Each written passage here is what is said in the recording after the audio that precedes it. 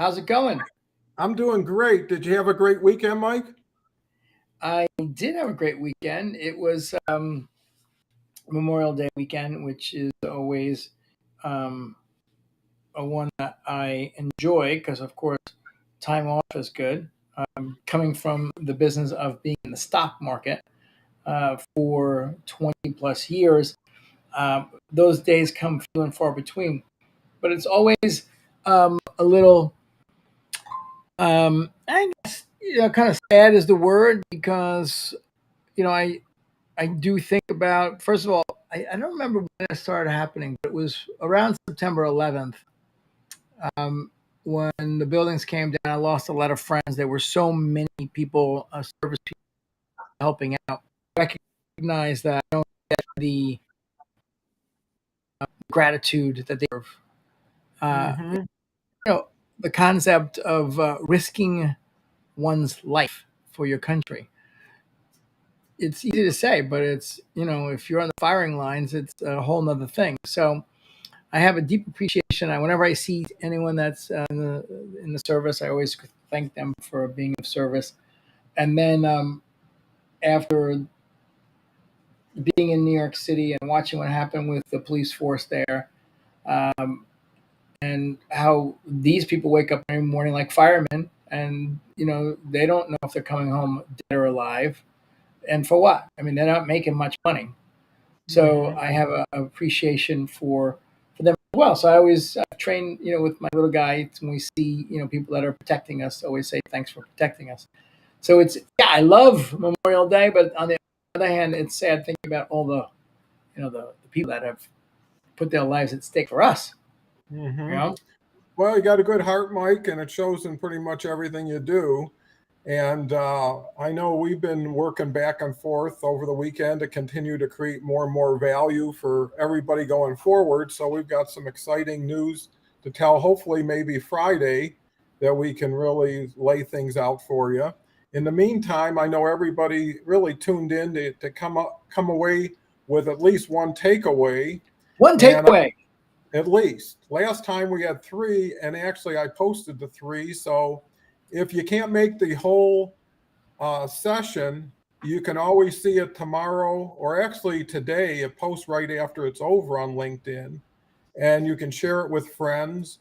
And this is all about building community and building value among community, relevant value. So, with that said, we're always talking about things you need to do, but talking about it, hearing about it, and doing it never seems to be as totally aligned as it should be.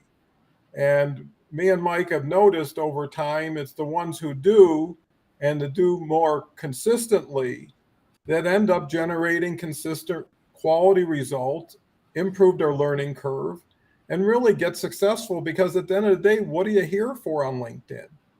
I mean, whose dream are you building? LinkedIn's or yours?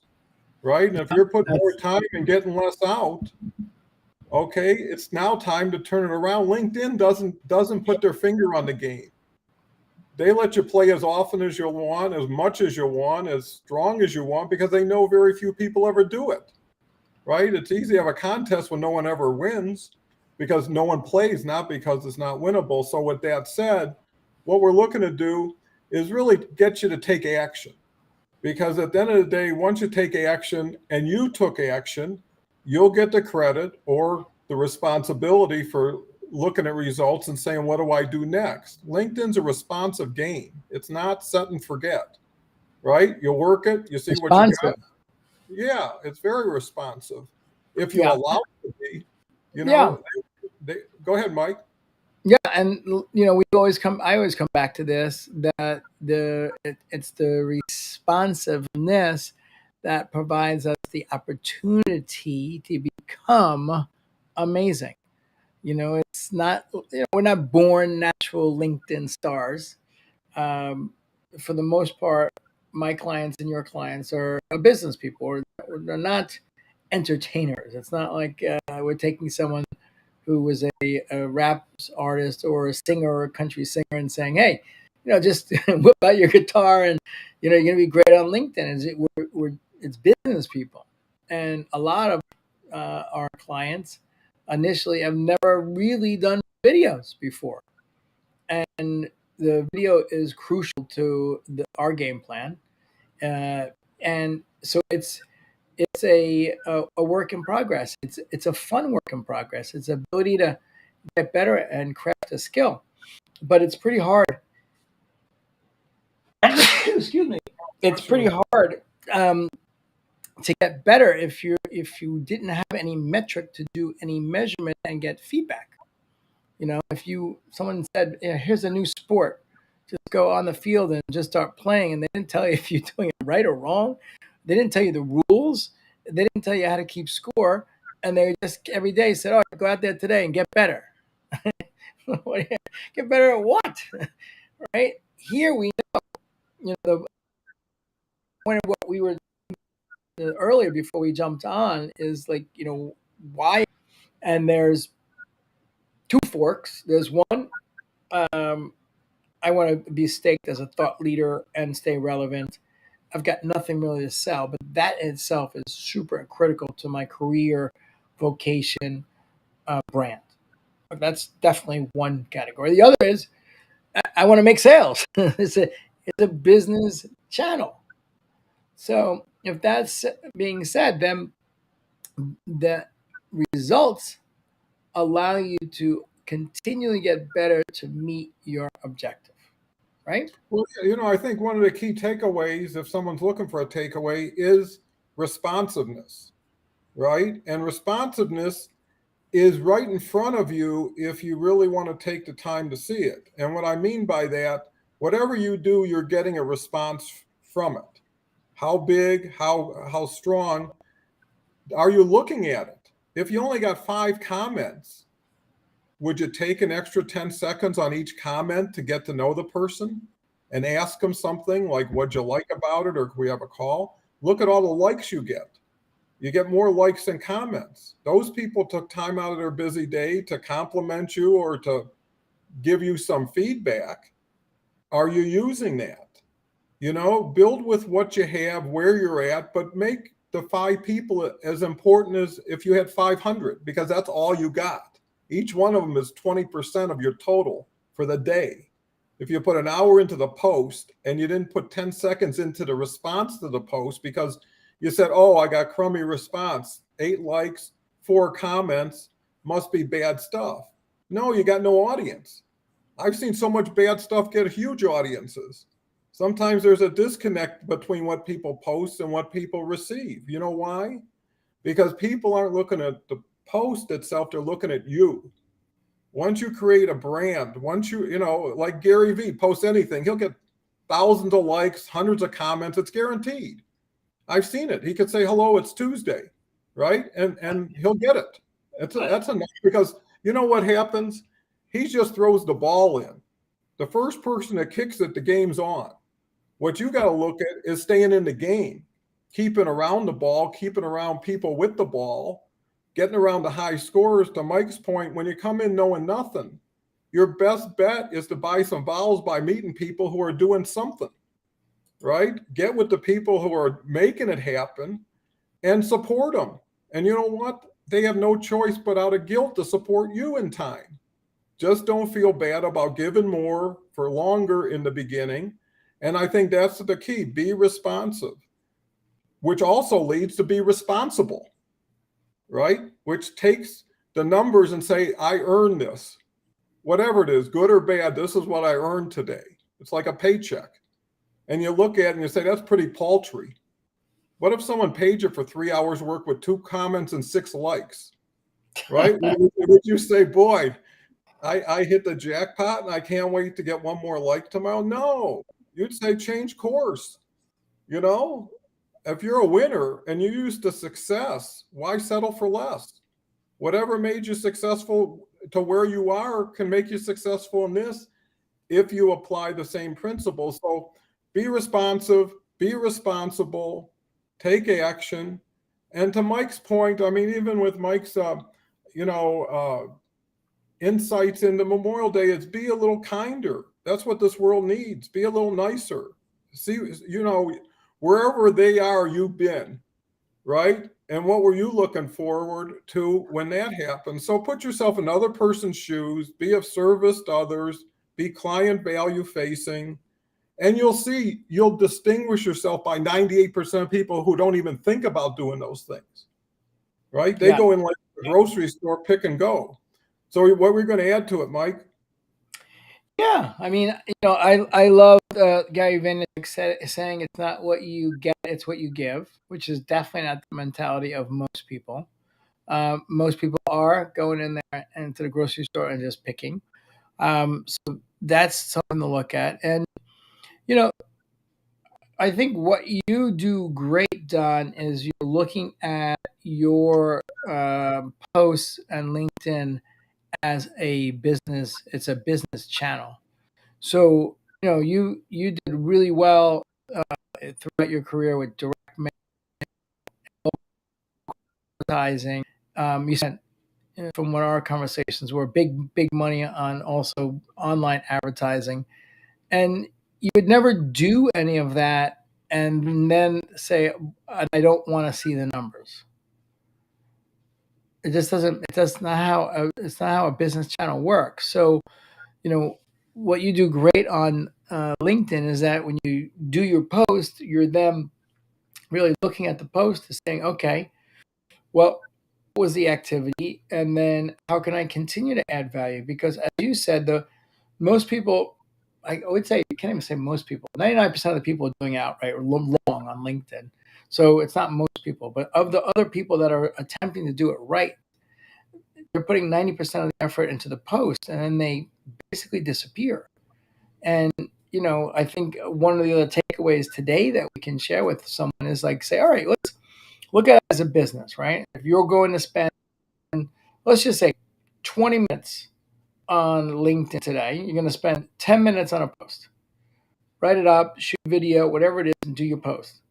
Then you give it an hour or two or three, and then go back and then say, okay, that was half the work.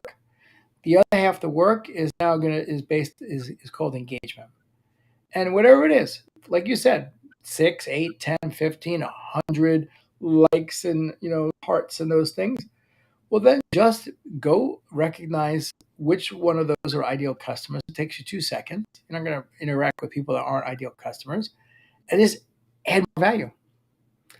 If the comments, if you get 8, 10, 12, 20 comments, find the ones that are ideal customers, and then just add more value. And just do that. I mean, if you did it for a week, you would radically see how all of a sudden your community starts to build, your interaction starts to build, and your conversations change. Because these are people that are gonna be like, wow, that was pretty cool. They did a post and I made a thumbs up and a comment, and like they then commented back to me and even gave me a PDF out of nowhere. It's not happening. Nobody else is doing this.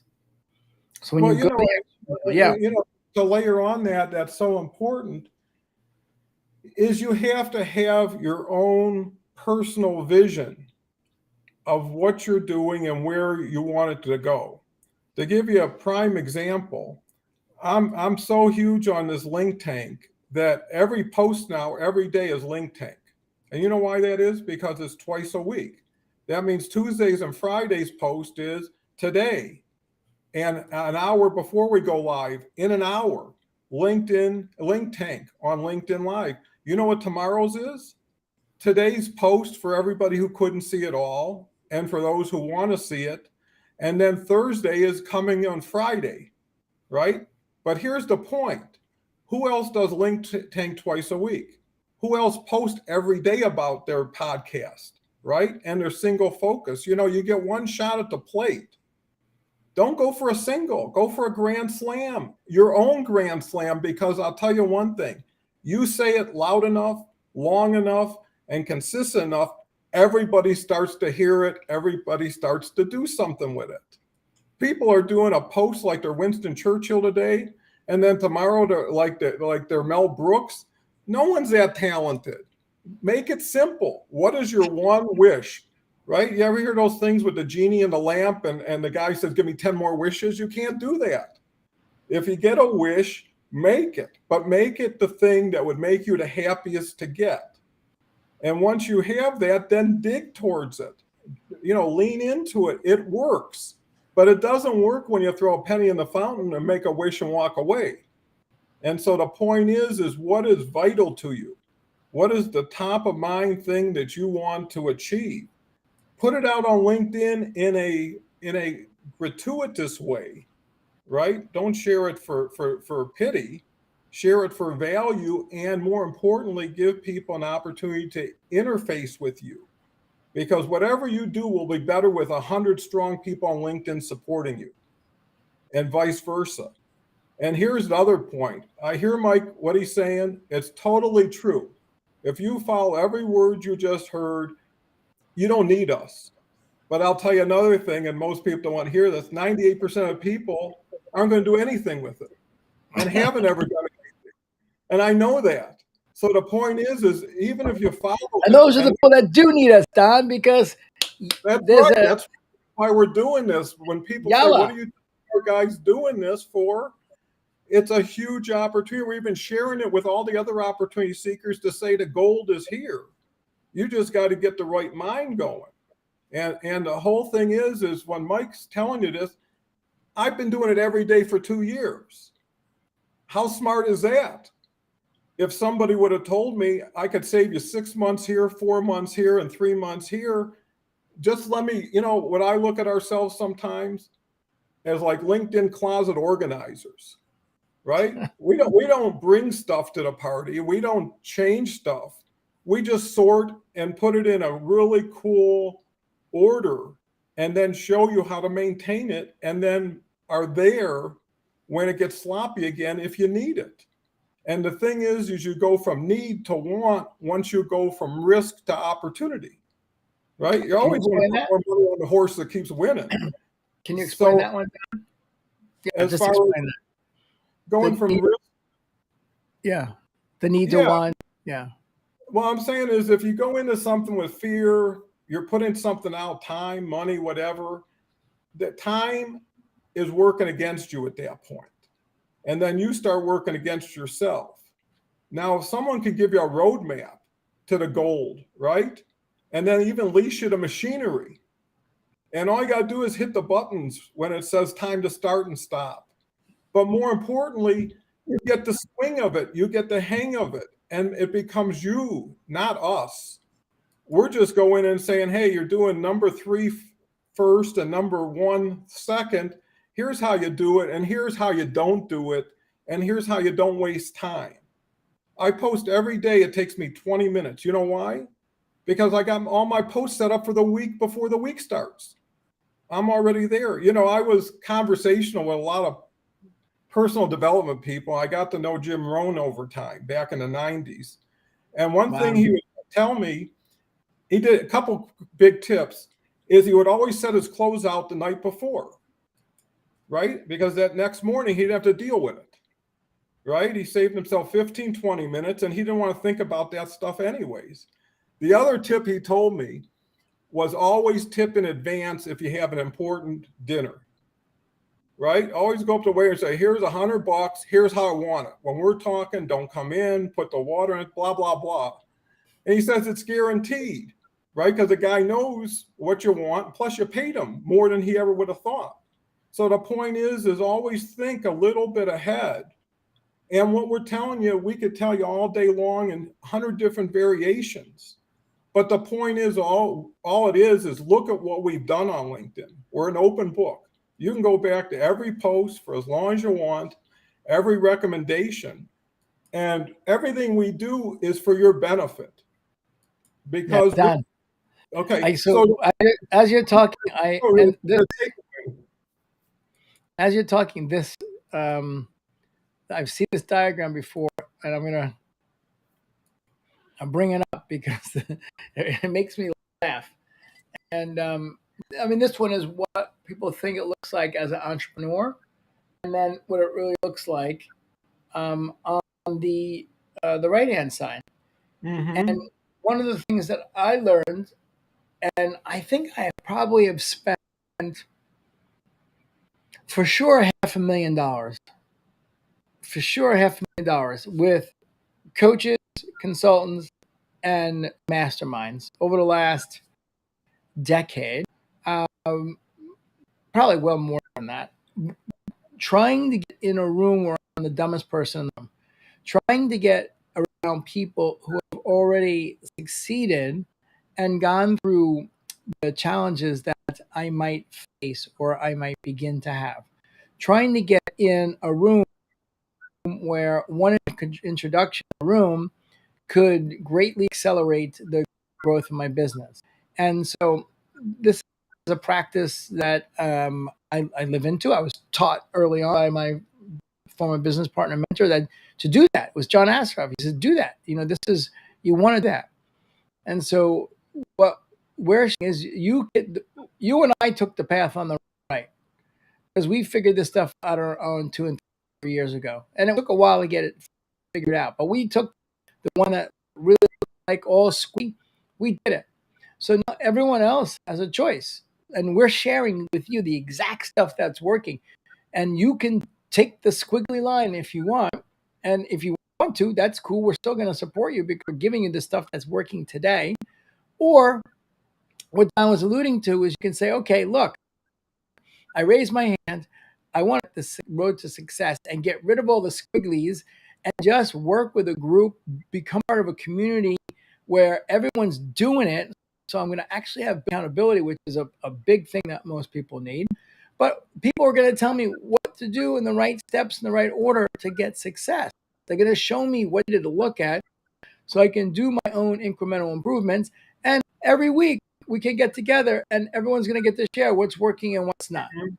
Don and I are not, the catch-all and have-all for LinkedIn with all the answers to all the questions and all the questions to all the answers. We learn from great and smart people that are doing things completely different that we would never even think of. And then once that surfaces and like, oh, that's interesting, that's a great angle. And then what happens is the minds come together, right? That's how it works in a community. The minds come together and they're like, whoa, did you consider this? Like someone else had a great thing that was working, but all of a sudden a few people consider this. And then you took a great thing and you turned it into like a superstar thing. So that's, here's the other thing that's important. I was listening to a YouTube yesterday about LinkedIn, and LinkedIn continues to change their algorithm, right? So the gentleman who put on the YouTube said, if you bought my course 2 years ago, 50% of it's wrong now, right? Because of all the changes and the changes I've learned. And here's the other thing to Mike's charts, which I think are invaluable, is I never knew the first choice. No one ever came to me and say, hey, you can go to straight line route and it's this much with these many people doing this, or you could just figure it out. And in the beginning, you don't have a plan. It's just a novelty and you get into it and you start to, it's like a game and you start to enjoy the nuances of it. But after a while, you got to get out of the game if, to Mike's point, you're here for business, right? And if you're here for business, you got to do business. There's no other measurement. Right? Whatever number you want, if you're not doing business, which is people talking about doing something for money together, right? Everything else is really, valuable. And a lot of people have never been in a position of sales. And they look at sales as something that's difficult, uncomfortable, something to run from, versus approaching it with the right perspective. And what makes sales valuable and happy is when they conclude, right? When you start closing sales, the last thing you're thinking of is, I don't like sales. What you're thinking of, bigger sales, more sales, happier sales. But here's the thing, LinkedIn is the platform, no question about it. The question is, how do you tackle it? What's your strategy? And the other thing, to Mike's point, in a way, you could have a blend of those two charts. You can still do your own thing. It's still experiment, but we're looking at setting up an opportunity where you can lean into us. You can lean with us until you're back on the road where you want to be or what you want to do. I mean, we're looking to make money with people, not off of people. You know what I mean? And that is a beautiful, I love that, Don. Yeah, because that's what builds sustainability and scalability, right? And the thing is, we can give more because we're not giving it from us, we're giving it from LinkedIn, Yeah. right? It's like leasing space in a mall and not paying any rent, and then selling whatever you want and helping other people sell. So, if you look at that, and all you got to do is trust yourself to give it a shot, right? And giving it a shot could be a simple send us a comment, right? You would have invested in us, you know, Yes. offer something, and in time we're going to have an opportunity where we can get closer outside of LinkedIn, outside of LinkTank, and really share the latest, greatest stuff that works and works for people, and we can show you how it works. We're into showing more than telling. So, anyways, uh, you know, I think these are great opportunities, and me and Mike are getting to the point where we got a rapport that all it takes is something to say something that sparks a memory, sparks an insight, sparks a strategy, because that's one thing about old school. We've got a lot of all that, right? We can dig deeper in the past and find more relevancy. And to Mike's point, I was in a group in New York in the 90s, and just because of that group, I ended up meeting a billionaire at dinner one night and becoming a partner for 12 years with him. Right. Wow. Wow. And how do you anticipate it? And it was the coolest story. I'll cut through it real quick. End of the meal, guy gives me an elbow. Say, you drinking the wine? I said, no, have my cheesecake too. And he recognizes I'm from Denver. His kids are in Denver. I'm originally from Detroit. He's in Birmingham, Michigan. We decide, hey, now that he's coming to visit, let's show him the place. It turned out to be great. But the whole point is, I gave him the wine happily. Most people say, nah, don't bother me, or I'm busy, or whatever. And it's just being that kind of person who's always open. The video I watched yesterday said, luck is defined as when preparation meets opportunity, right? So if you're prepared, all you do is waiting for your shot. So many people are waiting for a shot and they say, I'll get prepared. And that's how people go on LinkedIn.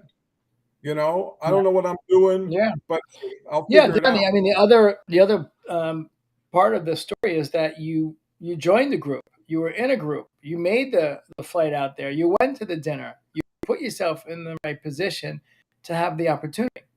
And that was, think about all that. You had to make the plans to get the hotel. You got to go on the airlines to have a dinner and whatever it is.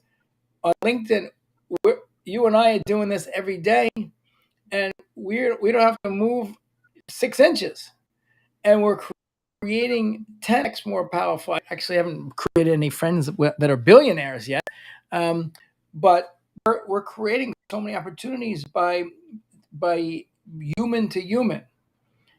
That is basically connecting with people and sharing and adding value, because if someone's interested in what you're talking about, then they will want to willingly connect with you. If someone's not interested in what you're talking about, then they won't. It's pretty simple. It's human nature. And so if you're talking about blah, blah, blah, nothing, and you're putting out, other Tony Robbins quotes and blah, blah, blah, nothing, then why would you expect anyone of significance to be like, oh, he puts out such or she puts out such great quotes? Like, I need that person in my network. And the answer is it doesn't. The social media companies out there are charging, 2 or 5 or 10 grand a month, and they think volume wins, and it couldn't be further from the truth. I call it social media diarrhea. And what wins is just, give and just, share something smart. You can do Yeah, it in comment. and I think everybody sees how you show up, right? And how you show up is how people brand you in a sense. So if you're showing up with intensity, with if you're putting your life into this, because you really are, I mean, time's something you don't get back, is how do you discuss what you're doing? Are you using superlatives? Is there words that aren't worthy of what you're doing? Right? Are you excited by what you're doing? Do you really believe it has value? I mean, at a certain point, who's fooling who? And once you get straight with yourself, and then you decide, hey, why am I doing this? You got to have a why. If you don't know why you're doing it, you're probably not going to do it too well. But if you say, hey, I want to buy a bigger house, I want to take a huge vacation, you put that on your refrigerator, and every day you say, I got to make it happen. And that's really the key is you go for an interview. How do you show up? Right? You mumble, you look away from the person, you dress crummy, come in late. How's that going to look? Right? Versus getting there a little earlier, looking a little bit better, doing some research. Put it this way, why would you want someone to hire you if you're not hiring yourself? And why would you work for somebody else's dream harder than you would for your own? I mean, these are things that you should get straight, right? Because this is your chance for freedom, for opportunity, for happiness. What is all three of those worth? Probably good health you could throw in too if you have the other three. So I think it's worth saying, hey, if I can't do it, could we do it? I think that's really the message, which is not to minimize anybody. It's just to say 3 heads are better than 1. Experience is better than no experience. Action's better than inaction. I mean, what we're talking about is real common sense, real simple, no vagary here. Nothing's obscure.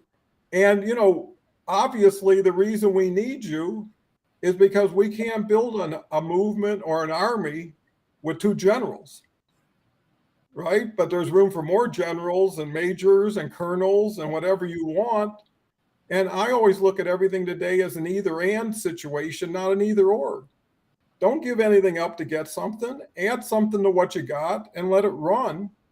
And then as it runs, start placing different bets in different places. Because at the end of the day, it's gambling. And inaction is the worst play you can have.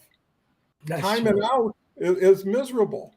So anyways, I can't speak enough about what we're doing. What we're going to be doing is even more exciting what we're doing. And what will be even more exciting than that is when we got winners to show. When Steve or Carol or Bob show up here and say, it was so easy. I never thought it could be that easy. Yes. And it's fast. Yeah, exactly. Easy and fast. All right. We are at that time, Don. I just want to thank everybody for joining us. LinkTank, the show, on Tuesdays and Fridays at 2 p.m. Eastern, is turning into its own little gem. We're enjoying providing the content. We're getting great comments behind the scenes, the distribution from LinkedIn. I want to thank LinkedIn. You're making it happen, which is what your pledge is. Give us good content, we'll give you distribution. So thank you, LinkedIn, and thank you to you, Don. Well, thank you to you, Mike. It takes both of us to make it happen, and we couldn't do it without our audience. So thank you, audience, and have a great week ahead, or at least till Friday, till we can help you out some more. All right. Thank you.